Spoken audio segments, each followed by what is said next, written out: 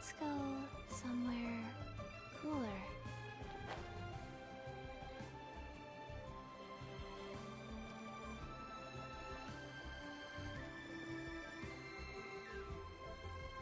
Kuching and Charlotte!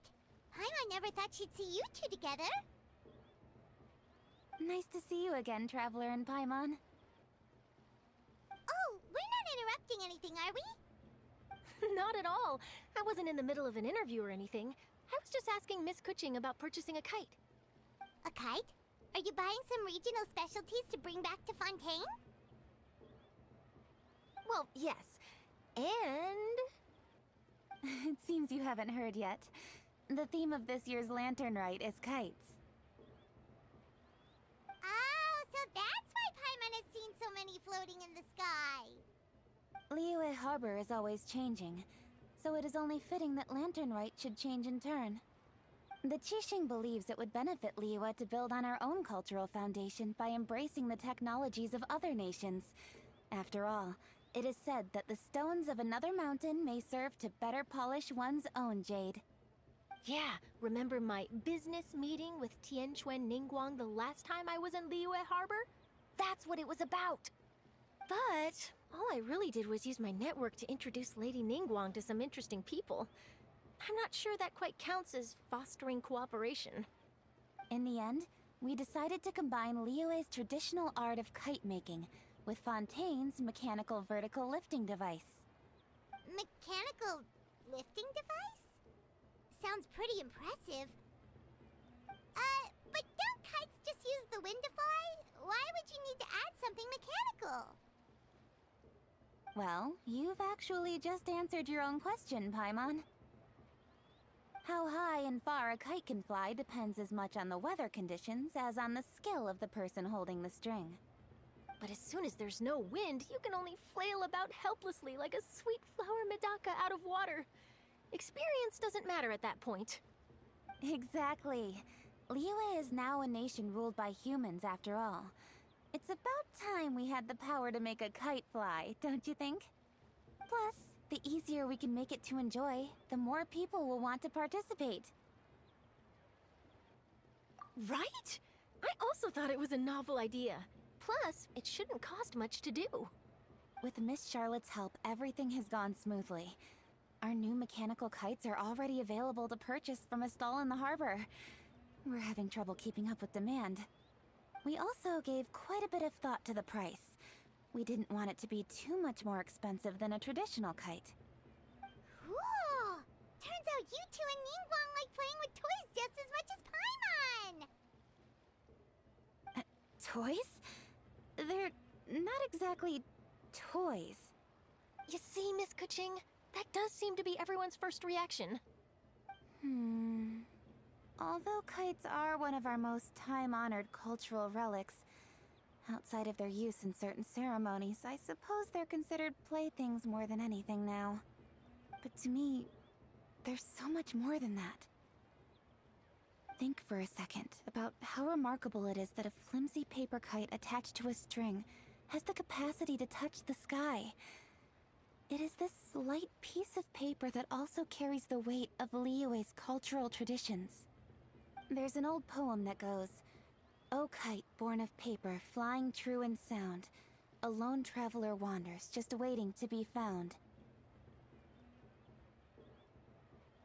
In the past, poets from Liyue used kites to symbolize a feeling of longing, or evoke the peacefulness of idyllic rural scenery.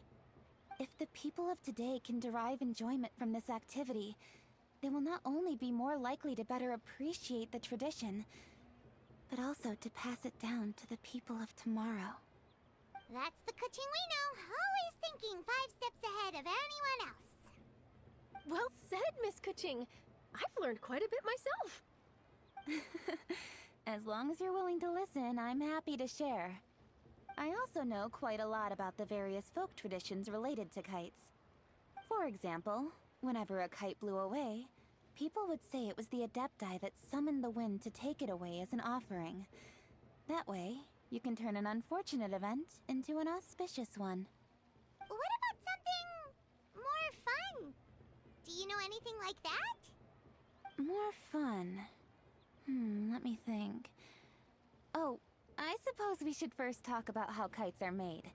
It's another one of our precious forms of traditional craftsmanship. My grandfather told me that back when he was a boy, children learned the art of kite making step by step from their elders. First, you use the thin strips of bamboo to construct the frame. Then, you draw a design of your choice on a piece of paper, paste it onto the frame, and tie on the string. Then, you look towards the sky and release the kite to soar among the clouds. Some people write down certain names or desires on their kites, cut the string, and let them fly free. Others may place particular thoughts or meaning into the design itself. Are certain designs associated with certain meanings? I'm gonna jot all of this down. Well, for example, kites in the shape of a butterfly typically symbolize freedom, happiness, or the desire to break free. Fascinating. What else can you tell me? The scissored-tailed swallow is the most classic design. It symbolizes good fortune and joyful tidings. Different colors also have small variations in meaning. Are these commonly understood meanings and symbols in Liyue? Kind of like the language of flowers in Fontaine. I believe so. Most have probably heard something about it from their elders at some point.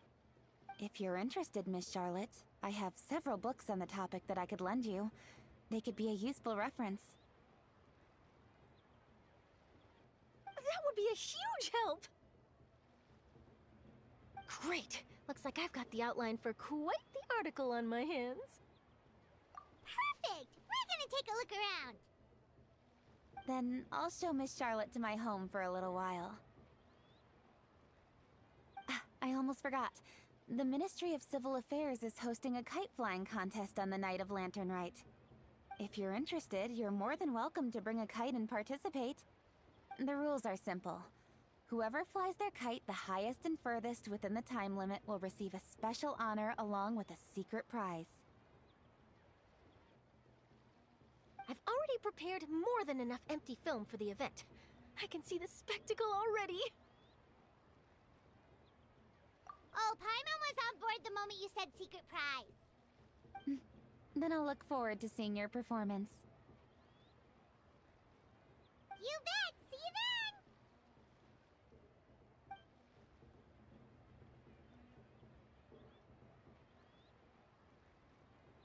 Wait, Traveler? Take a peek to your right. Do you see those two people lurking over there? Is it just Paimon? Or were they staring at us the whole time we were talking to Keqing and Charlotte just now? They seem fishy. Huh. Well, yes, but something's up. Paimon just has a bad feeling. Do you think they could be treasure hoarders? They always seem to be stirring up trouble during Lantern Rite. Oh, Paimon's sick of waiting around for something bad to happen. We should strike first, you know. Foil their plans before they even begin. You go right, Paimon will go left.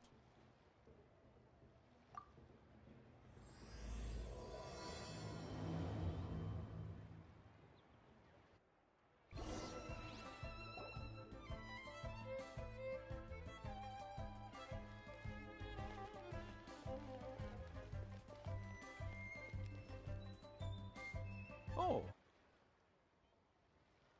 It is with such an air of urgency that you appear before us. Your comportment suggests you believe us to have committed some heinous crime. Perhaps you could enlighten us as to your intentions. Whoa, where did this fuddy-duddy come from? You should be the one doing the enlightening, buddy.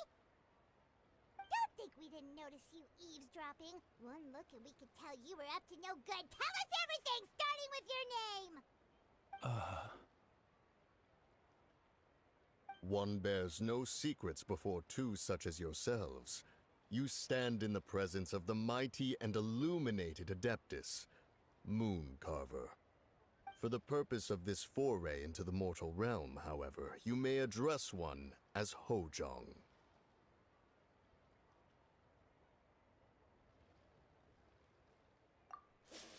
You kidding?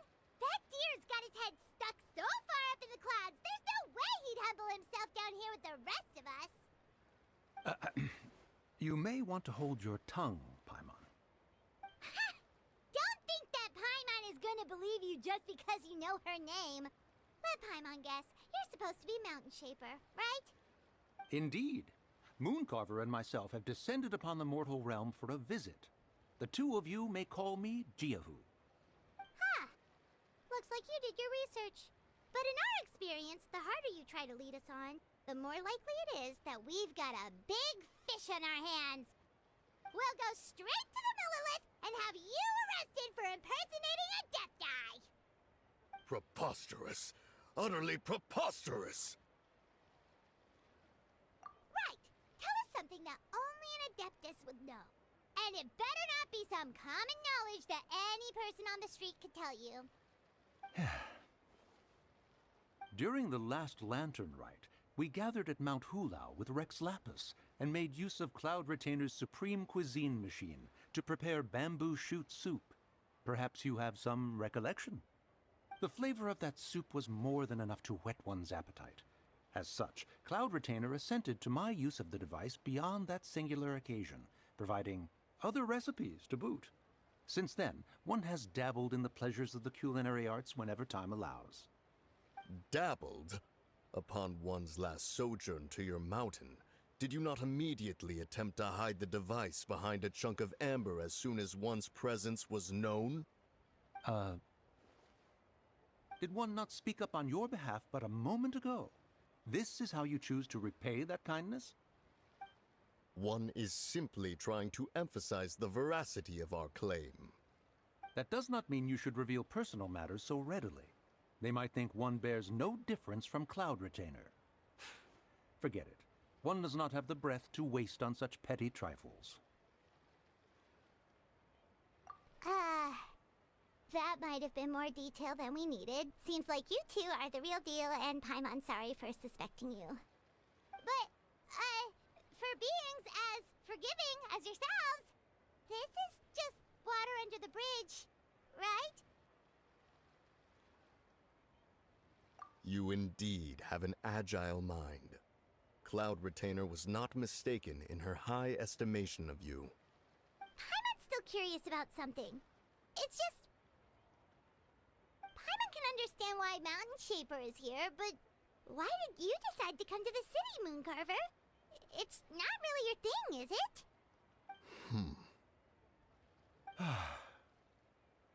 It is but an inevitable eventuality.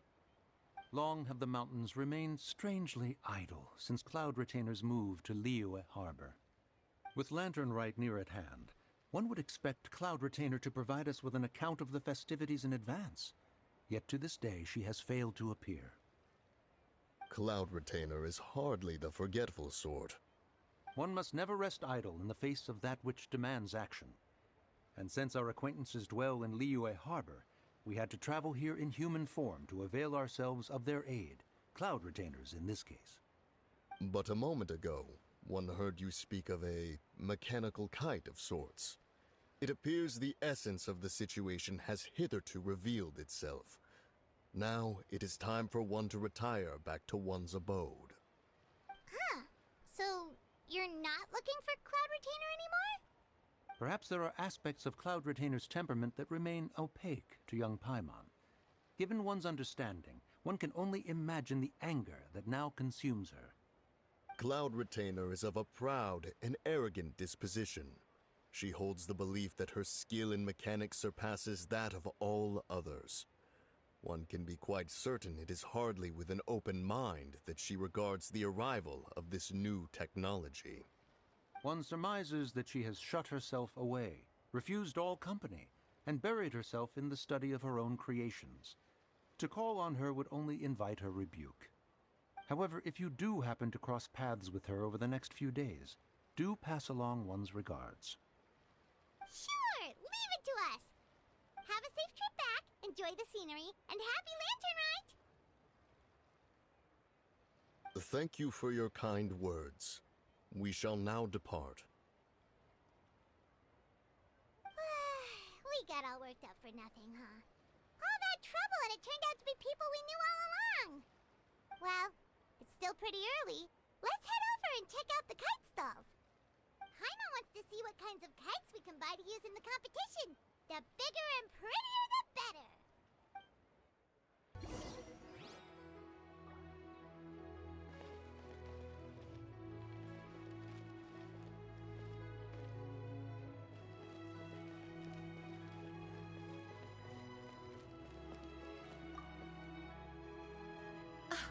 Welcome! Are the two of you looking to buy a kite? Would you like me to go over the different designs? Ooh! A scissor kill swallow! And a butterfly! And oh! This jade chamber design is our newest. It's been selling like crazy over the past 2 days. Does it also have a unique meaning? Of course. The jade chamber symbolizes wealth and abundance. The kite bearing its design is said to bring riches in the future to those who fly it. Oh, now that's Paimon's kind of kite! I apologize for the interruption, but are all your wares in order, Miss Genuine? Yes, they're just over there. The paper, bamboo, and dyes. All the necessary kite-making materials. Wonderful! I'll pack them up and get a guard to deliver the goods to Yilong Wharf for you. Yilong Wharf? Oh, wonder what that place is like during Lantern Rite. Paimon would love to go take a look. Well, if the two of you are interested in going to Yilong Wharf, then could I trouble you to find Gaming and deliver these goods together? Is Gaming the guard you just mentioned? Well, yes. The communications office handles shipments and transports around Liyue. He works for the Secure Transport Agency, one of our sub-organizations.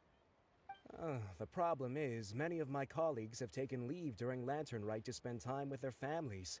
So, our available workforce has seen a dramatic decrease recently. If you were willing to help out, then I could get a head start on my next appointment. You do seem really pressed for time. Oh, wonderful! You will, of course, be compensated for your efforts. Now, at this time of day, Gaming should be somewhere in the vicinity. Just follow the main road until you see the head of a Wushu dance costume. Should be on your right. Be sure to come back if you'd like to buy a kite. I'll even give you a discount.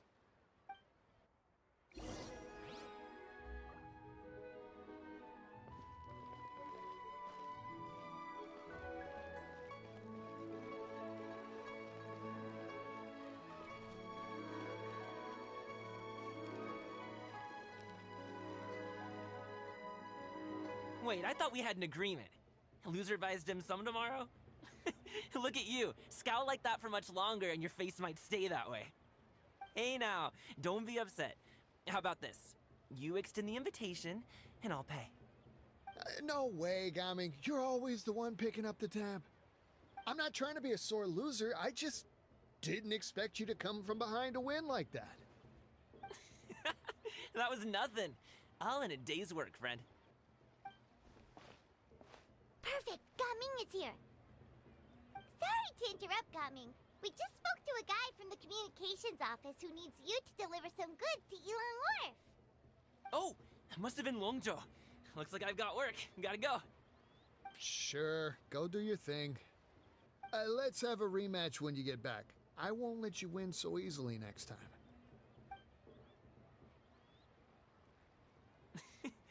Alrighty, you can hand the goods over to me. Must have been heavy hauling them all this way. Let me take them off your hands. It wasn't that bad. It's just some kite-making materials. Plus, we didn't have to walk very far. Kite-making materials. I see.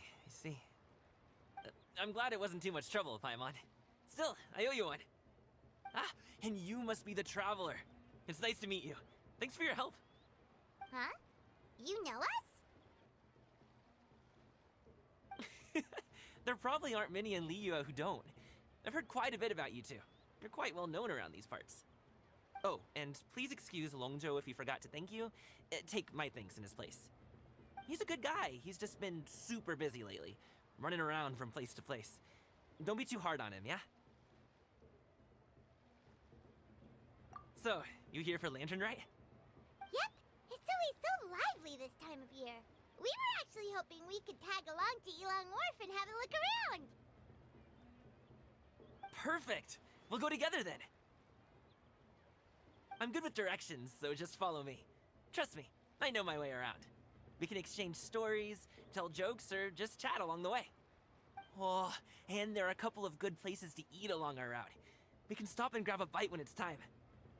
The ingredients are fresh, the portions are generous, and the prices won't break the bank. You can order anything, and I promise, you won't be disappointed. Order anything? Hey, did you really have to call Paimon out like that in front of our new friend? Don't worry, I understand. I joke around like that with my friends, too. It just shows how close you are. Do you need to pack anything up before we hit the road? I can wait. Nope, our things are always packed and ready. We're pretty much travel experts at this point. Oh, that's right. Then let's get going. If we run into any trouble, you can count on me to protect you. I am a guard, after all.